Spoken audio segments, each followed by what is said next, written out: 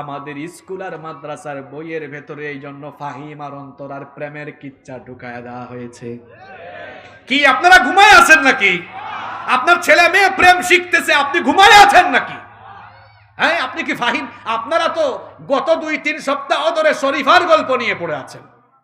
আগামীকাল আমার জুমার বক্তব্য আপনারা শুনবেন, সেখানে সকল অসঙ্গতি নিয়ে লম্বা খুতবা হবে ইনশাআল্লাহ। সেদিকে যাচ্ছি না, আপনারা শরীফা নিয়ে পড়ে আছেন। আমি গাড়িতে রেখে আসছি কাগজগুলো, এতগুলো কাগজ, প্রত্যেকটা ক্লাসের যে সকল বই অসঙ্গতি আছে সবগুলো পৃষ্ঠা প্রিন্ট করেছি। শুধু শরীফার গল্প নিয়ে পড়ে আছেন।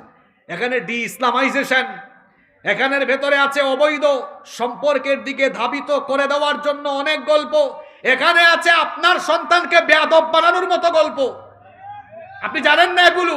এখানে আছে আপনার বাচ্চাকে সমকামী বানানোর মতো জিনিস, এখানে আছে আপনার বাচ্চার চরিত্র শেষ করার মতো ভয়াবহ জিনিস।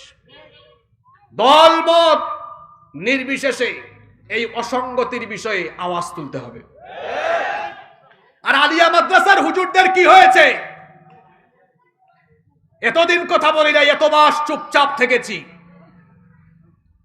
আলিয়া মাদ্রাসার হুজুরদেরকে তাদের মাদ্রাসা থেকে এখনো বাংলাদেশের মানুষ প্রতিবাদ করতে দেখে নাই। চাকরি চলে যাবে, বেতন ভাতা বন্ধ হয়ে যাবে, আপনি কথা বলছেন না, আল্লাহর কাছে আপনি আসামি হয়ে দাঁড়াতে হবে।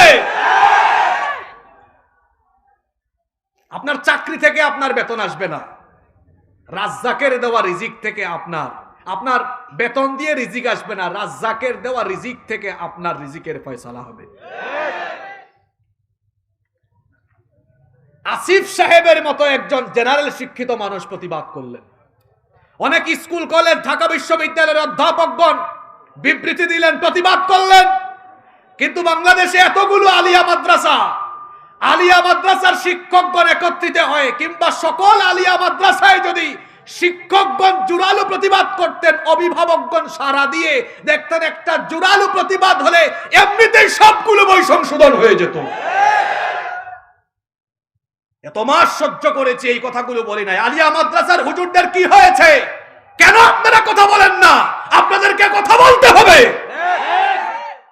এটা আপনাদের দায়িত্ব। শুধু কি আমরা যারা হুজুররা মানুষের সামনে কথা বলি আমরাই কথা বলবো? সর্বপ্রথম তো আপনাদের কথা বলা দরকার ছিল। হয়েছে আপনারা দেখেন, আলিয়া মাদ্রাসার হুজুররা দেখেন পাবলিক আপনাদেরকে নিয়ে কি বলে। আলেমদেরকে মানুষ এখনো সম্মান করে, সম্মানের জায়গাটা নষ্ট করবেন না, সম্মানের জায়গাটা নষ্ট করবেন না। আজকে রাতের খাবার আপনি কোথায় খাবেন আপনি জানেন? কথা বলেন, জানেন? আজকে দুপুরের খাবার আমার এখানে এসে খাবার কথা ছিল, রাস্তায় জ্যামের কারণে ক্যান্টনমেন্টেই খাওয়া হয়েছে। তাহলে রিজিক যার যেখানে ওখানেই, এটা বুঝতে চাইলাম এই কারণে। আপনি বসে আছেন না, আমার চাকরি চলে যাবে, রিজিক হবে না। আরে আজকে রাতে বাসায় খাইতে পারবেন কিনা ওইটাও তো জানেন না। রিজিকের ফয়সালা আসে আল্লাহর তরফ থেকে। আল্লাহ বুঝার তৌফিক দান করেন। রহমানের বান্দারা জিনার ধারে কাছেও যায় না। জিনা এখন ঢুকিয়ে দেওয়া হচ্ছে বইয়ের ভিতরে। আপনি কেমন হুজুর, কি জাতের হুজুর আপনি কথা বলতে পারেন না? আপনার বইয়ের ভেতরে ফাহিম আর অন্তরার প্রেমের গল্প আছে, শরীফার গল্প আছে।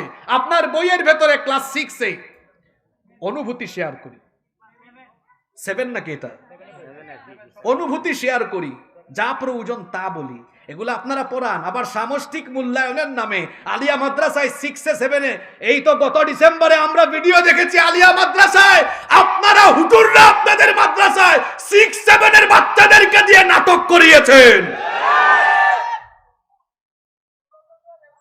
আমি কি ভুল বলেছি? আপনারা 6-7-এর বাচ্চাদেরকে দিয়ে নাটক করিয়েছি। উত্তর দেয়, এগুলো আমাদেরকে উপর থেকে নির্দেশনা। আপনি উপরকে গিয়ে বুঝান না কেন? একটা মাদ্রাসাকে মাদ্রাসার মতো থাকতে দেন। আমার কথা কাউকে কষ্ট দেওয়ার জন্য বলি না, ভিতরে চাপা ক্ষোভ, অনেক চাপা ক্ষোভ। গত 7-8 মাস ধরে অনেক বাধা বিপত্তি সম্মুখীন হয়েও এই পাঠ্যপুস্তকের অসঙ্গতি, বিভিন্ন বিষয় নিয়ে কথা বলে যাচ্ছি। কিন্তু এই হুজুরদের মুখে কুলুপ পড়ে গিয়েছে। মুফতি হারুন ইজহার চিনেন আপনারা? একজন কওমি ঘরানার আলেম। তিনি একটা প্রতিবেদন বানিয়ে মাননীয় শিক্ষামন্ত্রী মহোদয়ের সাথে দেখা করেছেন। এখানে আমি চিল্লায় কোনো সমাধান হবে? জাগা মতে বলতে হবে না গিয়ে কথা? চিল্লায় এত কোনো লাভ হবে না। মাননীয় শিক্ষামন্ত্রী মহোদয়, মাননীয় প্রধানমন্ত্রী, তারা এত ব্যস্ত মানুষ, তারা কি প্রতিটা বই উল্টে উল্টে পড়ার সময় আছে? তারা যাদেরকে দায়িত্ব দিয়েছেন বিশ্বাস করে এরা যে গাদ্দারি করেছে, আমানতের খেয়ানত করেছে, এটা হয়তো তারা জানেন না। এটা তো আগে চোখে আঙ্গুল দিয়ে দেখাই দিতে হবে, এই দেখেন যাদেরকে দায়িত্ব দিয়েছেন গাদ্দারি করেছেন, এদেরকে বাদ দেন, নতুন লোককে দায়িত্ব দেন। একটা সমাধানে তো আসা দরকার। এখন চিল্লায় কি সমাধান আসে? আলোচনায় সমাধান। এই গাদ্দারগুলো কি করেছে জানেন? এদের নাম আমি দিয়েছি দাজ্জালের রুহানি সন্তান। ক্লাস 9 এর ইতিহাস ও সামাজিক বিজ্ঞান বইয়ে তারা একটা মানচিত্র দেখাতে গিয়ে ইসরায়েলের নাম বড় করে দিয়ে ফিলিস্তিনকে তারা মানচিত্র থেকে মুছে দিয়েছে।